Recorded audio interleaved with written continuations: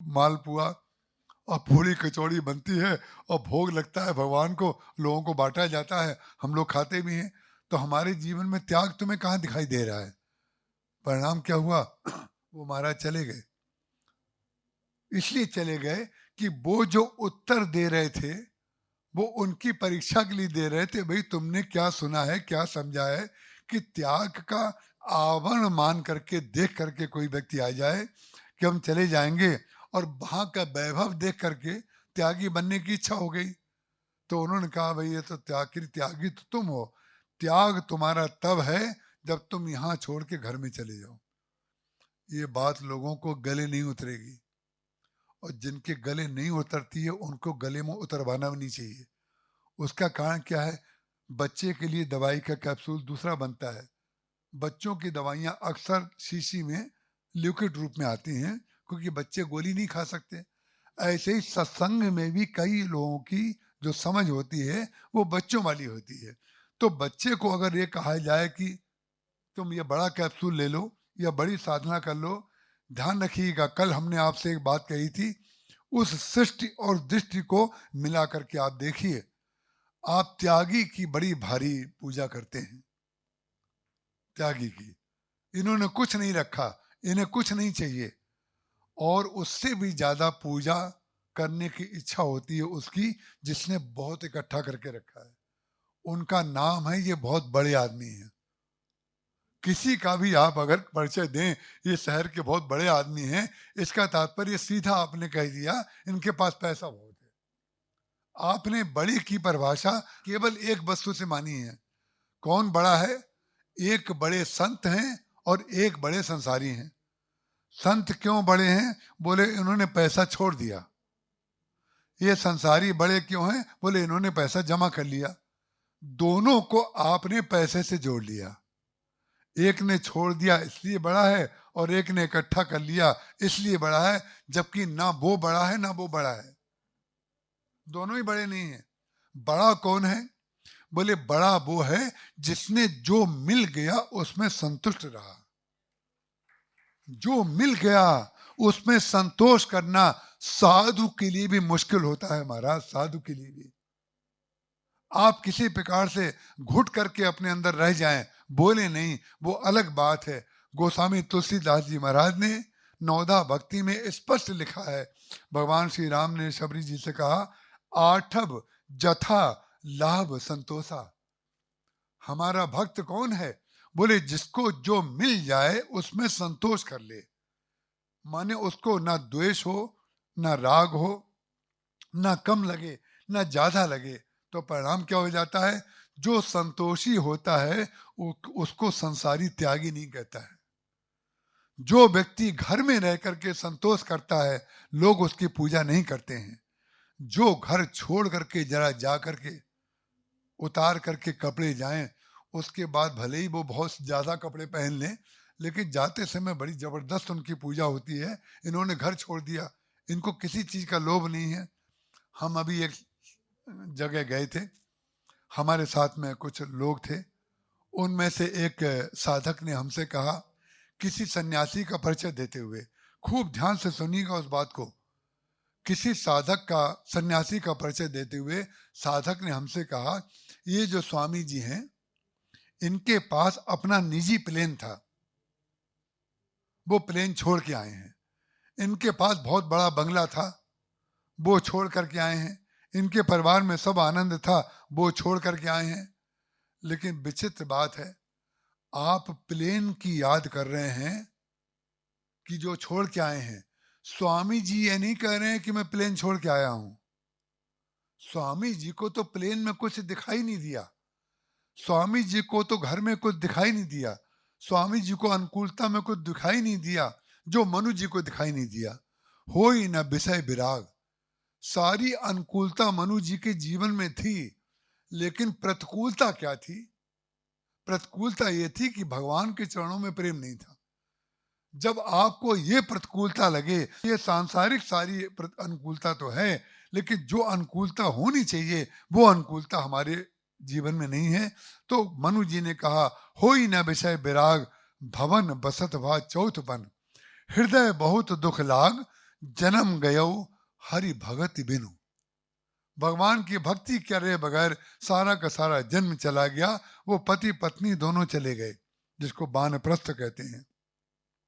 धीरे धीरे धीरे धीरे करके उन्होंने पहले अन्न त्यागा, फिर उन्होंने जल त्यागा, फिर उन्होंने वायु पर केवल रहने लगे। इस प्रकार की जब साधना उनकी हो गई, तब भगवान राम ने आकर के उनको दर्शन दिए और उन्होंने कहा कि आप क्या चाहते हैं। माता कौशल्या ने और मनु जी ने अलग अलग, शत्रुपा जी ने और मनु जी ने अलग अलग वरदान मांगे। उसके फलस्वरूप भगवान राम दशरथ जी और कौशल्या जी के रूप में उनके यहाँ जन्म लेते हैं। तो जो व्यक्ति त्याग का ये स्वरूप मानता है कि सबको छोड़ करके कोई चला गया, जो छोड़ करके चला गया है वो क्यों चला गया है? क्योंकि ये सब वस्तुएं उसको मिथ्या लगी। उसने कहा ये सब तो बहुत भोग लिया, हो ही ना विषय विराग। लेकिन जिसने भोगी नहीं है, बस जिसने भोगी नहीं है और भोग के प्रति उसकी संपूर्ण रूप से निष्ठा है, वो हमें क्यों सुना रहा है? बहुत सूक्ष्म तार हैं। वो क्यों क्यों सुना रहा है और किसको सुना रहा है? मुझे क्यों सुना रहा है? मुझे इसलिए सुना रहा है कि आपका कोई त्याग ऐसा नहीं है जितने बड़े स्वामी जी ये हैं। सोचिए, जितने बड़े स्वामी जी हैं। स्वामी शरणानंद जी महाराज प्रज्ञा चक्षु थे, बड़े दिव्य महात्मा, जो किसी ग्रंथ को आधार बना करके नहीं बोलते थे, लेकिन जब वो बोलते थे, मानव सेवा संघ के प्रवर्तक थे, उन्होंने जब बोलते थे तो सारे ग्रंथों में जो सम्मत वाक्य हैं, वेद सम्मत कथन उनका रहता था। लेकिन कभी उन्होंने ये नहीं कहा कि मैं भागवत पे बोल रहा हूं कि रामायण पे, गीता के, उपनिषद पर, वेद पर, ऐसा कभी नहीं बोलते थे। लेकिन उनसे किसी ने पूछा, ये संसार वाले लोग क्या क्या पूछते हैं, उन्होंने उनसे पूछा, महाराज पहले जितने बड़े बड़े संत आते थे वैसे आजकल संत नहीं मिलते। अब आप जरा कल्पना करिए, पूज्य स्वामी शरणानंद जी महाराज से, जो बिल्कुल विरक्त संत, प्रज्ञा चक्षु, जो केवल एक कपड़ा लपेटे रहते हैं, उनसे पूछ रहे हैं महाराज पहले जितने बड़े संत होते थे आजकल उतने बड़े संत नहीं मिलते, क्या कारण है? तो संत अपनी दृष्टि तो खराब करेगा नहीं और आपकी दृष्टि साफ किए बगैर छोड़ेगा नहीं, क्योंकि आपने प्रश्न किया है तो आपको उत्तर सुनना पड़ेगा। तो उन्होंने कहा हाँ भाई, पहले जो संत हुआ करते थे वो बहुत बड़े बड़े घरों में से निकलते थे, बंगलों में से संत निकलते थे तो बड़े बड़े संत होते थे। आजकल तुम लोगों ने अपने घरों से संत निकालना बंद कर दिया है, तो हम जैसे नालायक जो हैं संत बन गए हैं। ये उन्होंने कहा कि हम जैसे नालायक अब संत बचे हैं, तो इन नालायकों को संत मानना हो तो मानो, नहीं तो चले जाओ। उसका कारण क्या है? जो नालायक है वो संत से पूछता है, जो नालायक है वो संतों को ये बताता है कि वो संत हेलीकॉप्टर छोड़ करके आए, वो संत ये छोड़ करके आए। किसी संत की आप ये विशेषता बताएं कि उनका पंडाल कैसा लगता है, किसी संत की आप ये विशेषता बताएं। आजकल तो कथाओं का भी नाम ऐसे लिया जाता है। इन्होंने अभी बहुत बड़ी भागवत कराई थी, बहुत बड़ी भागवत। बहुत बड़ी भागवत का मतलब मालूम है क्या है? आप सब जानते ही हैं, फिर हम क्यों बताएं, व्यर्थ में समय बर्बाद करें। बहुत बड़ी भागवत और छोटी भागवत, जहां आप बड़ी कहेंगे तो दूसरी छोटी हो जाएगी। बहुत बड़ी, अभी हमारे शहर में बहुत बड़ी कथा हुई थी। बहुत बड़ी कथा जब आप किसी से कह रहे हैं तो आप उसकी कथा को छोटा बता रहे हैं कि नहीं? जब आप कथा को छोटा बता रहे हैं तो छोटी कथा तो कभी होगी नहीं, आप ही छोटे होंगे। उसका कारण क्या है? जिसकी दृष्टि मलिन है, जिसकी दृष्टि में सत्य समाता नहीं है, जिसको बाह्य आडंबर और प्रपंच में आनंद आता है, वो ना कभी बड़ा हुआ ना कभी बड़ा होगा। क्योंकि वर्तमान का ही सुख जिसको नहीं मिला वो भविष्य में सुख कैसे ले सकता है? इसीलिए जो भगवान का भक्त होगा, चाहे चरण प्रहार हो, चाहे कोई घर से निकाल दे, चाहे कोई अपमान कर दे, उसमें भगवान की इच्छा मानेगा। काकभूषण जी महाराज ने भगवान की इच्छा मानी, प्रहलाद जी ने भगवान की इच्छा मानी। जितने भक्त हुए हैं उन भक्तों में एक भक्त ने भी किसी से बदला नहीं लिया है। और एक भक्त ने भी भगवान से कहीं संसार नहीं मांगा है। किसी भक्त का नाम आप लेके बता दीजिए कि उस भक्त ने ये मांगा हो कि हम कभी रोगी ना हो, हमारे पास इतनी संपत्ति आ जाए, हम इतने कल्प तक राज्य करें। लेकिन मांगा है, किसने मांगा है? प्रताप भानु ने। प्रताप भानु कौन है? जो बहुत अच्छा राजा था, अंत में अपने अंदर वासनाएं छुपाए हुआ था और बाहर आडंबर दिखा रहा था, हमें कुछ नहीं चाहिए, बड़े बड़े यज्ञ करता था। जब मुनि लोग पूछते थे किस कामना के लिए आप कर रहे हैं, तो कहता था मैं तो निष्काम कर रहा हूं, मुझे कोई कामना की जरूरत नहीं है। परिणाम क्या हुआ? क्योंकि सामने संकल्प में कौन बोलेगा हमें कामना चाहिए? कामना होती है अंदर, निष्कामता दिखाई जाती है बाहर। और भगवान का जो भक्त होता है उसके अंदर निष्कामता होती है अंदर, और बाहर दिखाता है कामना। बाहर कामना इसलिए दिखाता है कि उसको आपसे कुछ मिलने के बाद उसके सिर पर उसकी व्यवस्था में ना जाने कितनी ऐसी चीज होती हैं जो उसको करनी होती हैं। लेकिन निष्कामता उसकी ये होती है, देखिए कुछ नहीं रखना त्याग नहीं है कि कुछ नहीं लेंगे, कुछ नहीं लेंगे, कुछ नहीं लेना त्याग नहीं है, कुछ नहीं रखना त्याग है। मिल गई, समुद्र के पास सारी नदियां बह बह करके जाती हैं। समुद्र सारी नदियों का पानी ले लेता है कि नहीं? समुद्र से बड़ा लोभी और समुद्र से बड़ा त्यागी कोई नहीं मिलेगा आपको। सारी नदियां बह करके जा रही हैं, एक बार भी मना नहीं करता, और सारे बादल उसमें से जल उठा लेते हैं, एक बार भी मना नहीं करता है। उसका कारण क्या है? जो अपने आप में संतुष्ट है। कोई आ रहा है तो आ रहा है, कोई जा रहा है तो जा रहा है, कोई फोटो खींच रहा है तो खींच रहा है, नहीं खींच रहा है तो नहीं खींच रहा है। उसका कारण क्या है? जहां आपने अपनी मान्यता की मोहर अपने ऊपर लगाई कि हमें फोटो नहीं खिंचवाना है, तो जिसने कहा कि हमें फोटो नहीं खिंचवाना है उसने ये स्वीकार कर लिया कि नहीं हम शरीर हैं, और जिसने ये कहा हमारा फोटो खींचना चाहिए उसने ये स्वीकार कर लिया कि नहीं कि हम शरीर हैं। परिणाम क्या हुआ? उठना अहम से है। फोटो ना खिंचवाना और फोटो खिंचवाना, दोनों की इच्छा में मैं घुसा पड़ा है अंदर। और जिस व्यक्ति के अंदर मैं है वो क्रोध के द्वैत बुद्धि बिनु, द्वैत के बिनु अज्ञान माया बस पर छिन्न जीव, जीव के ईश समान। कागभूषण जी महाराज के अंदर यही भावना आ गई कि ये इनके अंदर कैसे द्वैत आ गया, कैसे अज्ञानी महापुरुष हैं ये लोमश जी। परिणाम क्या हुआ? जब लौट करके आ गए, उन्होंने पूछा तुम्हें कष्ट क्यों नहीं हुआ? तो जब उन्होंने कारण रूप में ये बताया कि हमें तो भगवान के निकट जाने का आपका श्राप नहीं था, साधु ते होई न कारज हानि, ये सन हट कर हो पहचानी। संसार में साधु, हमारे महाराज जी कहते थे, अगर साधु श्राप भी दे दे तो वो वरदानी होगा। उसका कारण क्या है? और संसारी आपको वरदान भी देगा तो वो किसी दिन आपकी गर्दन खींच करके आपको फांसी लगाए बगैर नहीं छोड़ेगा। उसका कारण क्या है? संसारी किसी कारण से आपको सुविधा देता है, जहां उसको लगा कि अब हमें इनकी जरूरत नहीं है, तो उस समय आपको जैसे दूध में से मक्खी आप फेंक देते हैं, संसारी व्यक्ति फेंक देने में संकोच नहीं करता है। लेकिन साधु जो संत होगा वो आपकी किसी भी परिस्थिति में आपके साथ होगा। यही सन हट कर यों पहचानी।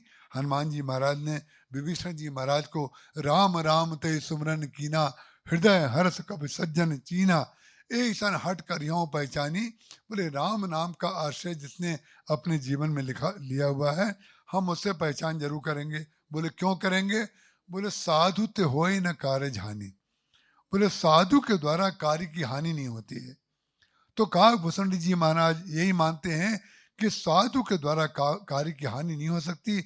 उन्होंने प्रणाम किया, प्रभु आपने मुझे धन्य कर दिया, अयोध्या पहुंचाने का रास्ता बता दिया, भगवान के चरणों की सेवा, उनके दर्शन का मार्ग आपने हमें बता दिया। तब ज्ञानी जी जो लोमश जी थे, जिनके अंदर अद्वैत आ गया था, उनको अद्वैत में स्थित करने का कार्य द्वैत ने किया, भक्त ने किया। उसका कारण क्या है? जब तक प्रतिकूल परिस्थिति में आपकी भक्ति और प्रतिकूल परिस्थिति में आपका ज्ञान स्थिर ना रह जाए, तब तक आपको क्या पता कि ये पक्का है कि नहीं। कोई पुल बना दिया जाए ट्रेन के जाने के लिए, और ट्रेन चली ही ना हो उसके ऊपर कभी, केवल पुल बन के तैयार है, वो कैसे पता चलेगा कि ट्रेन के वजन को ले लेगी, ये पुल ले लेगा, जब तक उसके ऊपर से ट्रेन गुजरेगी नहीं। ये जो अनुकूलता और प्रतिकूलता है, ये जीवन में इतनी आवश्यक होती है। ये हमारी भक्ति, ये हमारे ज्ञान को दृढ़ करती है। हम लोग समझते हैं केवल अनुकूलता आती रहे, अनुकूलता के चक्कर में न हम भक्ति में दृढ़ रह पाते हैं, न हम ज्ञान में रह पाते हैं दृढ़। इसलिए अनुकूल और प्रतिकूल परिस्थिति को स्वीकार करना चाहिए, पूरी तरह स्वीकार कर लेना चाहिए। प्रतिकूलता जो है इस बात की सूचक है अब अनुकूलता आएगी, और अनुकूलता इस बात की सूचक है कि प्रतिकूलता जरूर आएगी। रात जब आए तो निश्चित समझ लीजिए अब सवेरा होगा, और जब सवेरा हो तो निश्चित समझ लीजिए अब रात होगी। ये तो प्रकृति का सत्य है, ये प्रकृति ने सत्य बनाया है। जब सूर्य उदय होता है पूर्व में, जब पूर्व में उदय होता है तो सबसे पहले उसको क्या दिखाई देता है? पश्चिम दिखाई देता है, और पश्चिम देख करके वो निराश हो सकता है, अरे अभी तो हम उदय हुए हैं, हमारा अस्त वाला समय सामने दिखाई दे रहा है। लेकिन निराश होने की जरूरत नहीं है। जैसे पूर्व वाले को पश्चिम दिशा पहले दिखाई देती है, जब वो डूबने लग जाता है तो पूर्व सबसे अंत में उसको दिखाई देता है। बिल्कुल चिंता की बात नहीं है, कल हम फिर से उदय हो जाएंगे। ये है सत्संग का तात्पर्य। बोले निराश होने की आवश्यकता बिल्कुल नहीं है। प्रतिकूलता आई है, कल अनुकूलता फिर आएगी, क्योंकि प्रतिकूलता अनुकूलता पूर्व पश्चिम की तरह आमने सामने खड़ी हुई हैं। और दरअसल है क्या? प्रतिकूलता अनुकूलता की सत्ता है क्या? प्रतिकूलता कोई वस्तु है ही नहीं। जैसे रात्रि की सत्ता नहीं है, अंधेरे की सत्ता नहीं है। आपसे हम पूछना चाहते हैं, आप रोज और हम रोज कहते हैं सूर्यास्त हो गया, सूर्यास्त हो गया। आपसे मैं पूछता हूं सूर्यास्त होता है क्या? सूर्यास्त तो कभी होता ही नहीं है। तो सूर्यास्त जो हम कहते हैं ये हमारी दृष्टि की सीमा है ना। हमारी सीमा है कि हम केवल इतना देख पाते हैं, उसमें सूर्यास्त हो गया। अगर सत्य की ओर हम ध्यान दें तो सूर्यास्त तो कभी होता ही नहीं है। हमारी दृष्टि में सूर्यास्त होता है और हमारी दृष्टि में सूर्य उदय होता है। अनुकूलता और प्रतिकूलता की व्याख्या हमारी अपनी दृष्टि करती है, वास्तव में वो नहीं है। और जिस व्यक्ति ने सत्संग कर लिया, सत्संग के प्रति मैं बार बार ये जोर क्यों देता हूं, मैं महाराज जी के चरणों में रात को 11:30 पौने 12 बजे सरसों का तेल तलवों में लगाता था। महाराज जी सोते रहते थे बहुत देर तक, क्योंकि सोते सोते निश्चित रूप से जब सो जाएंगे तभी तो तेल लगाएंगे, तो सोते रहते थे। लेकिन विचित्र बात है, मुझे लगता था हम ये वाली जो सेवा कर रहे हैं इसको महाराज जी देख तो पाते नहीं है, तो हम और देर तक लगाते रहते थे ताकि थोड़ी नींद खुल जाए और उनको पता चल जाए कितनी देर तक ये तेल लगा रहा है। तो वो जो एक बचकानेपन की बात कहें या कोई एक भाव रहता है वो कहें, बहुत देर तक लगाते लगाते लगाते लगाते एक बार क्या हुआ, महाराज जी के पाँव में एक कॉर्न हो गया था। वो थोड़ी सी स्किन कहीं की कर्री हो जाती है एड़ी में, और वो एक कॉर्न बन गया और वो निकल नहीं रहा था, और मेरे हाथ में उससे चोट लगती थी। वो इतना कस कर्रा हो गया था, गांठ की तरह छोटा सा, 1 mm का छोटा सा, एक मूंग की दाल की तरह इतना बड़ा अलग से हो गया था। तेल लगाता था तो वो मेरे हाथ में चोट लगती थी उससे।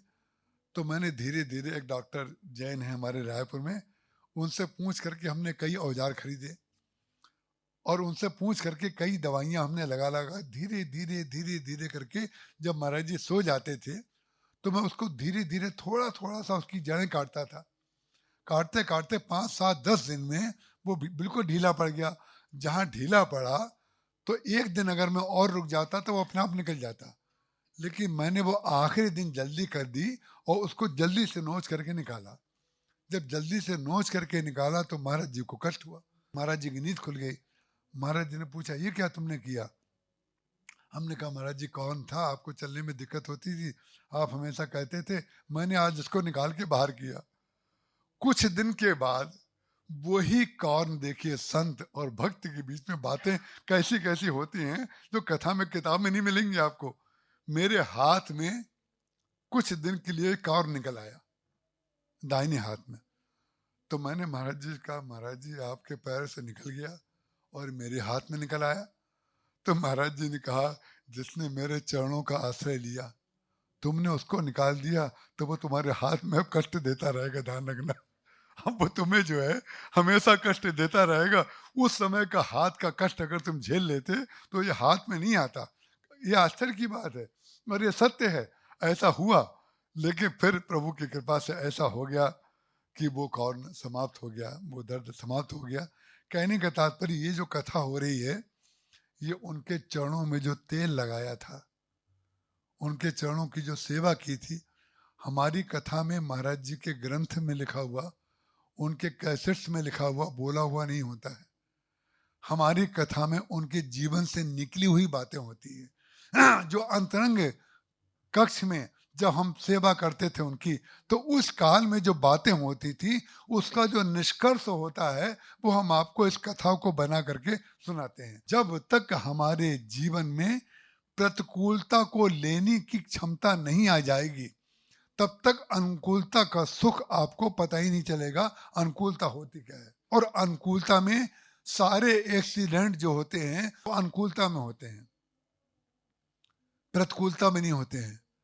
अनुकूलता में व्यक्ति मदोन्मत्त हो जाता है।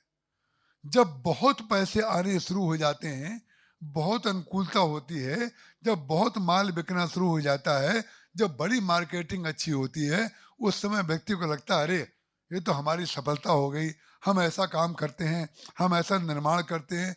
लेकिन विचित्र बात है, 2 साल के बाद वही सज्जन जब झुक के चलना शुरू हो जाते हैं, माल कम बिकना शुरू होता है, मार्केट में प्रतिस्पर्धा में कोई और वस्तु उससे अच्छी निकल आती है, तब आपकी जो विशेषता थी वो कहाँ चली गई? अब आप मार्केट में फिर कूदिए। उसका कारण क्या है? आपका एक समय था, उस समय आपने, उसी समय को आपने भगवान की कृपा से जोड़ दिया होता।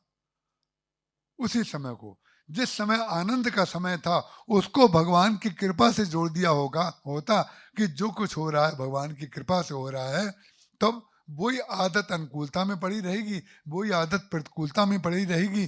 कागभूषण जी महाराज को भगवान श्री राम ने भक्त के अंदर ज्ञान की प्रतिष्ठा कैसी होनी चाहिए और लोमस जी के अंदर भक्त की प्रतिष्ठा कैसी होनी चाहिए, दोनों को मिला करके उन्होंने दिखा दिया। क्योंकि जब कागभूषण जी महाराज गए भगवान के आंगन में, तो भगवान राम दशरथ जी की गोद में बैठे हुए थे। दशरथ जी की गोद में बैठे थे। जहां कागभूषण जी को देखा तो कूद करके, भगवान अपने भक्त को देख करके कैसे व्याकुल होते हैं कि पिताजी की गोद छोड़ करके भक्त को देख के कूद पड़े और कूद करके आंगन की ओर भागने लगे। और जब बुलाने लगे दशरथ जी महाराज, तो भगवान राम आ नहीं रहे, बच्चों के साथ खेल रहे हैं, कागभूषण जी के साथ खेल रहे हैं। तब उन्होंने मंत्री सुमंत जी से कहा, जरा बुला करके लाओ। तो सुमंत जी ने उनसे कहा, भोजन करत बुलावत राजा, आपको राजा बुला रहे हैं। तो भगवान राम गए क्यों नहीं? वो इसलिए नहीं गए, बोले राजा कोई मुझे बुला रहा है, पिताजी कहा होता तो मैं चला जाता, लेकिन मैं राजाओं का महाराजा, ये कौन राजा पैदा हो गया जो मुझे बुला रहा है? मुझे भोजन करने आइए, मुझे बुला रहा है। नहीं आवत तजी बाल समाजा, बोले बच्चों में इतना मन लग गया कि बड़ों को सुनने की इच्छा नहीं है। लेकिन फिर उन्होंने कहा, भाई सुमंत जी के बुलाने से नहीं आ रहे हैं, तो कौशल्या जी से कहा आप बुला के लाइए। अब माँ की बात तो भगवान को माननी पड़ेगी, माँ का स्थान तो सर्वोच्च होता है। तो जब माँ को भेजा तो माँ कौशल्या जी दौड़ी भगवान के पीछे, और भगवान राम जो थे कागभूषण जी के साथ खेल रहे थे। आनंद ले रहे थे और काकभूषुंडी जी को खूब आनंद आ रहा था, क्योंकि भगवान राम जैसा जैसा चाहते थे वैसे ही काकभूषुंडी जी कर रहे थे। काकभूषुंडी जी जैसा जैसा चाहते थे वैसे ही भगवान राम लीलाएं कर रहे थे। काकभूषुंडी जी महाराज ने इसमें कहा है कि जब मैं सांप लेकर के उज्जैन से चला था उस समय में बच्चों के साथ खेलता रहता था और भगवान बच्चों की तरह जैसी लीला करते हैं वैसी लीला मैं खुद अकेले करता था। जैसे गोपियां कहती हैं। रामचरितमानस और श्रीमद् भागवत दो अलग मत समझ लीजिएगा, दोनों एक रात्रिकालीन है एक दिनकालीन है। एक सूर्य वंश की कथा है, एक चंद्र वंश की कथा है, एक कृष्ण की कथा है, एक राम की कथा है, एक मर्यादा की कथा है, एक श्रृंगार की कथा है। दोनों में बातें वही हैं जो वहां पर गोपियां कर रही हैं, वो यहाँ पर काकभूषुंडी जी कर रहे हैं। काकभूषुंडी जी महाराज कहते हैं कि मैं जब जब भगवान की स्मृति करता था तो कैसे वो मेरे साथ खेलते थे, उसको अकेले में भगवान राम का मैं अभिनय करता था। वही गोपियां करती थी, भगवान कृष्ण का अभिनय करती रहती थी। ऐसा कैसा वियोग उनके जीवन में रहा होगा।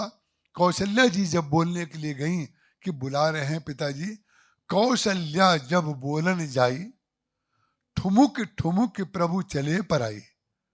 ये ठुमुक ठुमुक शब्द जो गोस्वामी तुलसीदास जी महाराज ने लिखा है, इसका तात्पर्य क्या है?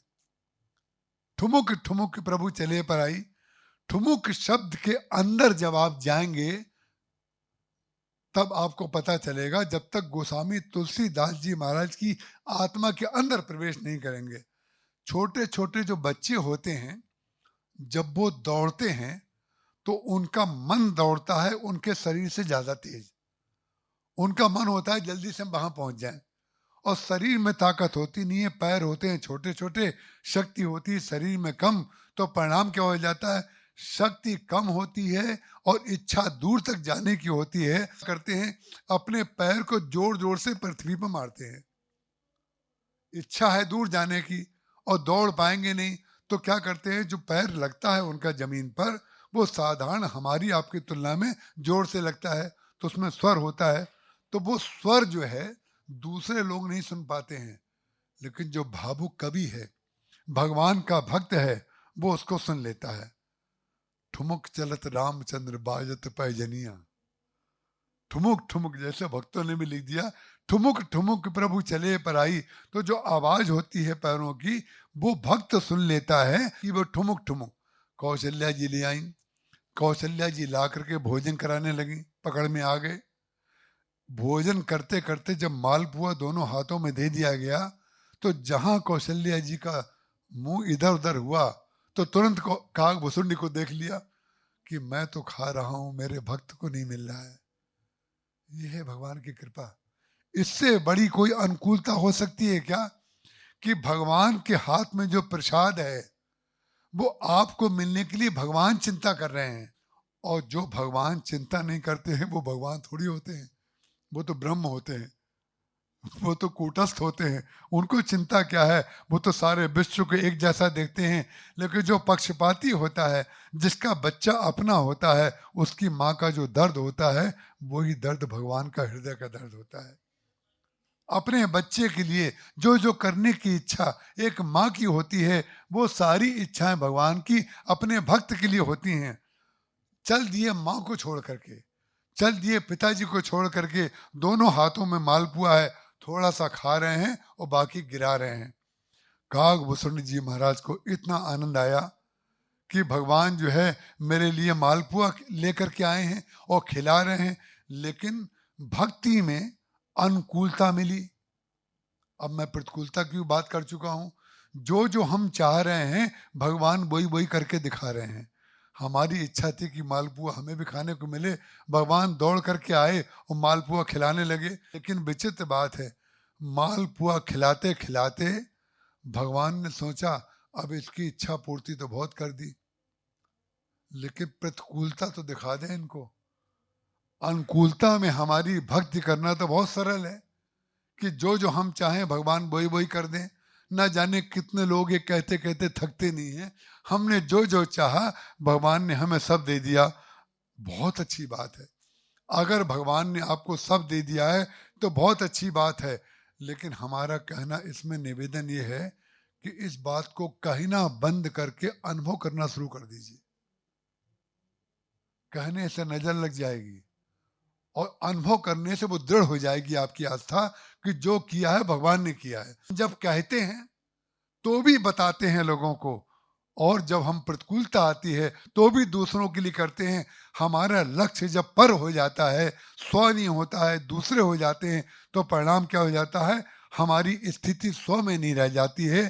काकभूषण जी महाराज को भगवान श्री राम स्व में स्थित करना चाहते थे, इसलिए मालपुआ खिलाते खिलाते फिर प्रतिकूलता की लीला कैसे करने लगे, इसकी चर्चा हम कल करेंगे। आज इतना ही। बोलिए सियावर रामचंद्र भगवान की जय।